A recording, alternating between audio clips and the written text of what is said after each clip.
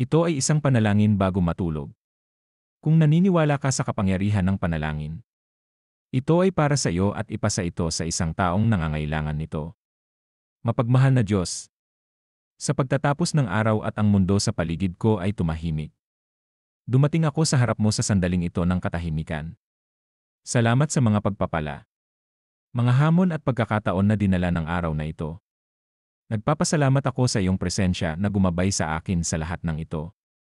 Habang naghahanda ako upang magpahinga, inilabas ko ang mga alalahanin at stress ng araw sa iyong mga kamay.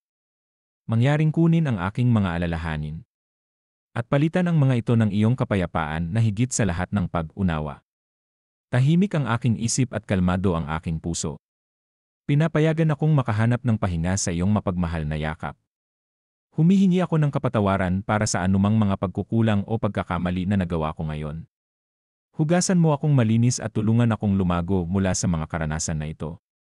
Salamat sa iyong walang katapusang awa at biyaya na nagpapahintulot sa akin na magsimula ng bago. Araw-araw, Lord. Bantayan ang aking mga mahal sa buhay habang natutulog sila. Panatilihing ligtas sila. Dalhin mo sila ng aliw at punan ang kanilang mga pangarap sa iyong kabutihan. Naway palibutan kaming lahat ng iyong mga anghel. Nagbibigay ng isang kalasag ng proteksyon sa gabi.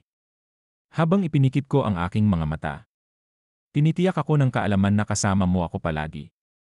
Ikaw ang aking kanlungan at lakas. Ang aking kasalukuyang tulong sa mga oras ng pangangailangan.